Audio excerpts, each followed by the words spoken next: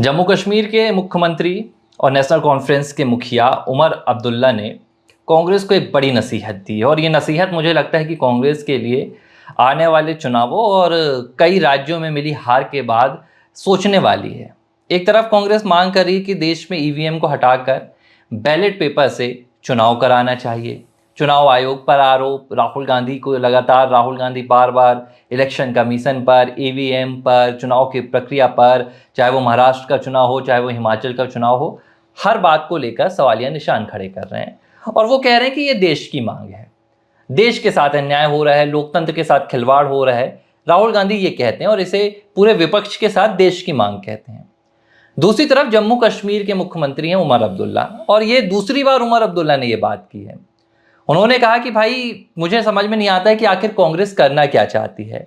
अगर कांग्रेस को ईवीएम से दिक्कत है तो भाई आप जब जीतते हैं उसी ईवीएम से तो आप वाहवाही करते हैं, आप कहते हैं कि भैया कांग्रेस ने चुनाव जीत लिया, कांग्रेस परिवर्तन ला रही है, भाजपा को लोग नकार रहे हैं।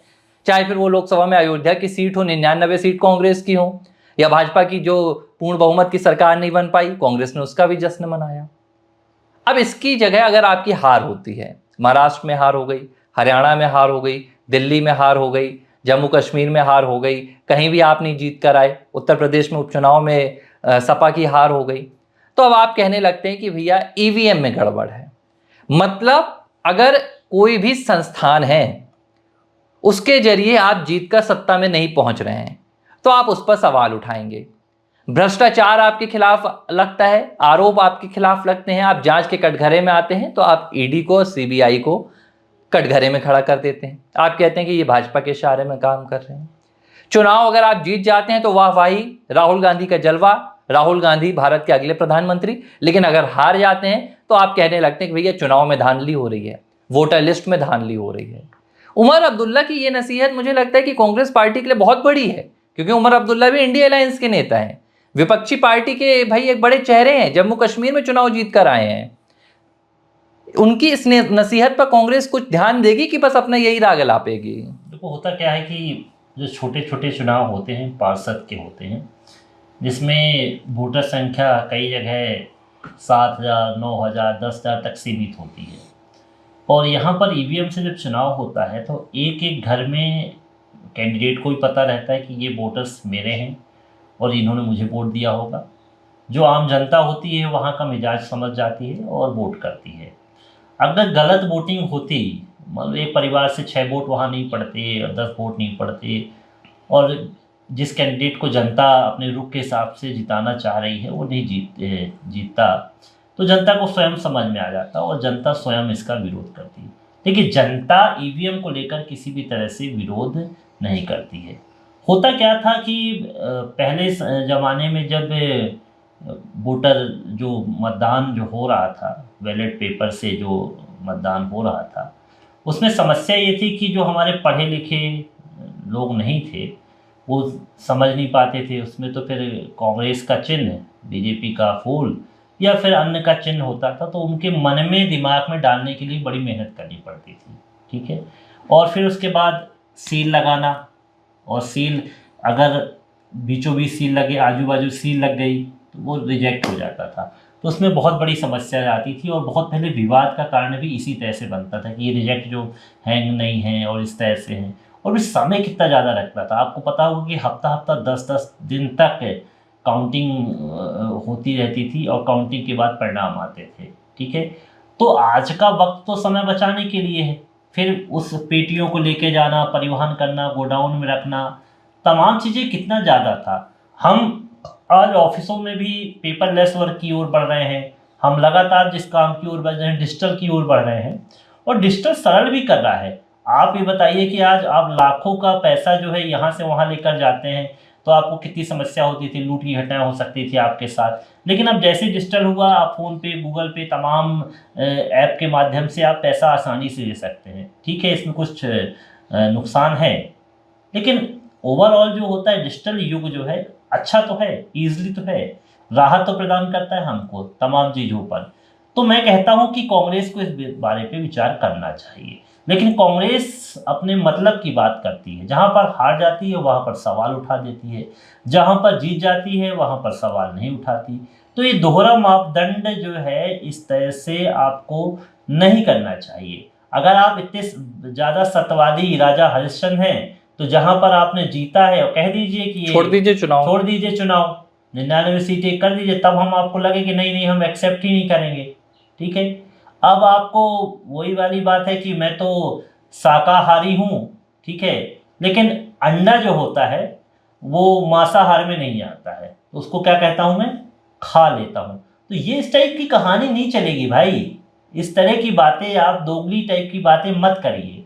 तो अगर अब्दुल्ला साहब इस पे बोल रहे हैं तो वो जानते हैं, वो मत तो जानते हैं कि किस तरह से मुझे हार का सामना करना पड़ा था, क्या परिस्थितियां मेरे साथ हुई थी और किन किन चीज़ों से मैं गुजरा हूँ। ठीक है, तो इन परिस्थितियों को देखते हुए मुझे लगता है कि ये जो हालात बन रहे हैं वो ठीक नहीं है और कांग्रेस को इस पर विचार करना देखिए, चाहिए। सबसे बड़ी जो यहाँ पर वजह है कांग्रेस की इस डिमांड की, कांग्रेस के इस मांग की कि भैया ईवीएम हटाइए और बैलेट पेपर लाइए, इसकी सबसे बड़ी वजह है कांग्रेस पार्टी की मानसिकता।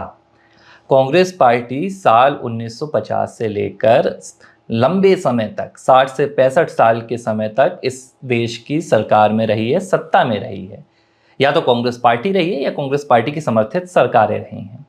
साल 2014 के बाद से जब बड़े मार्जिन से कांग्रेस को लगातार हार मिलना शुरू हुई, केंद्र में भी हार मिलना शुरू हुई, राज्यों से पूरी सरकारें चली गई, बड़े बड़े नेता चुनाव हार गए, गांधी परिवार के जो सपूत हैं, जो कपूत सपूत जो भी आप कहना चाहें, अपने अमेठी से चुनाव हारने लगे। कांग्रेस पार्टी ये स्वीकार नहीं कर पाई आज तक। राजनीति में हार नाम की कोई चीज होती है। देखिए, इसमें कोई दो राय नहीं है कि इंदिरा गांधी भी चुनाव हारी थी। जनता आपको सिर आंखों पर भी बैठाती है, आपको फर्श पर भी बैठा देती है। कांग्रेस पार्टी अब तक अपनी हार स्वीकार नहीं कर पाई, और जब हार स्वीकार नहीं कर पाते हैं तो आप अपने हार के कारणों की खोज नहीं करते हैं, आप अपने हार के कारणों की तलाश नहीं करते हैं। कांग्रेस पार्टी यही कर रही है। 2014 से कांग्रेस पार्टी ने कभी अपनी हार स्वीकार ही नहीं की। कांग्रेस पार्टी की विचारधारा आप समझिए क्या है। कांग्रेस पार्टी के शीर्ष पर बैठा है गांधी परिवार। गांधी परिवार इस देश को अपनी बपौती मानता है।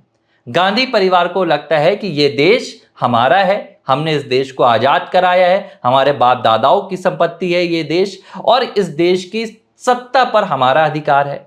अब इस देश की सत्ता पर अगर कोई और आ जाता है, सरकारें किसी और की बन जाती है, तो गांधी परिवार को लगता है कि ये जनता नहीं कर रही है, ये कोई और ताकत कर रही है, यह शायद जबरदस्ती हुआ है, यह हमें धोखा देकर हुआ है, क्योंकि जनता तो ऐसा कर नहीं सकती भाई। जनता को तो आदत थी गांधी परिवार की, जनता को तो आदत थी कांग्रेस की। तो जो 65 सालों की सत्ता की भूख है वो गांधी परिवार के जहन से नहीं निकल रही है। आप देखिए, इसी कांग्रेस में गांधी परिवार के अलावा और कौन कहता है बैलेट पेपर लाओ? गांधी परिवार के अलावा और कौन कहता है? शशि थरूर कहते हैं? नहीं कहते हैं। कांग्रेस में और भी नेता हैं, कमलनाथ हैं, कमलनाथ कहते हैं? नहीं कहते हैं। कमलनाथ ने भी मध्य प्रदेश में अपनी चुनावी हार स्वीकार की थी, 2018 में जीत कर आए थे, 2000 उसके बाद सरकार पलटी, 2022-23 में फिर चुनाव हार गए। तो ये खींच है। कांग्रेस पार्टी अपनी मानसिकता के साथ समझौता नहीं कर पा रही है, क्योंकि अगर ये कर लेगी तो फिर आपको हार के कारण दिखने लगेंगे कि आपने सालों तक यहाँ पर विकास नहीं होने दिया, आपने लोगों का दर्द नहीं समझा, आपने गरीबों की समस्याएं नहीं सुनी। आप उस पर काम करेंगे तो हो सकता है आने वाले दिनों में आपकी सरकार में वापसी भी हो जाए। लेकिन सत्ता से समझौता हो गया, मानसिकता से समझौता कैसे होगा? उमर अब्दुल्ला इस बात को जानते हैं। उमर अब्दुल्ला को पता है कि भाई मैं हारा था पिछली बार, ठीक है, मैं हार गया, मैंने स्वीकार किया, मैंने फिर से जनता के बीच में काम किया। आज देखिए, जम्मू कश्मीर में 370 के बाद पहला चुनाव होता है, उमर अब्दुल्ला जीत कर आते हैं, जम्मू के लिए काम कर रहे हैं। तो कांग्रेस की सबसे बड़ी ये समस्या है मानसिकता की, कि हमारी कांग्रेस और सत्ता की जुगलबंदी है, गांधी परिवार और सत्ता की जुगलबंदी है। इस जुगलबंदी को कोई नहीं तोड़ सकता है। तो भाई धांधली चुनाव आयोग के ऊपर मर दो, आप मर दो, देश की सरकार पर मर दो आरोप, लेकिन हम ये स्वीकार नहीं करेंगे कि जनता ने हमें नकारा। आप देखिए, इसी देश में जेपी से लेकर अन्ना तक बड़े बड़े आंदोलन हुए हैं। ये देश आंदोलनों का देश है। कभी ईवीएम के खिलाफ आंदोलन क्यों नहीं होता है? मैंने अगर ईवीएम में कांग्रेस को वोट दिया होता और सरकार बीजेपी की बन रही होती तो मैं सड़क पर खड़ा होता, मेरे जैसे लाखों लोग खड़े होते, लेकिन कोई नहीं खड़ा होता है। क्योंकि ये जो पूरा मसला है ये जनता का मसला है ही नहीं। जनता को जिस वक्त लगता है कि उसके साथ ज्यादती होती है तो बड़े बड़े आंदोलन हो जाते हैं और पूरी कहानी तख्त पलट हो जाती है। लेकिन ये कांग्रेस की समस्या और मानसिकता की समस्या है जो मुझे लगता है कि फिलहाल आने वाले दिनों में जिसका कोई इलाज नहीं है। ABC हिंदी न्यूज, आज ही जुड़िए हर खबर के साथ।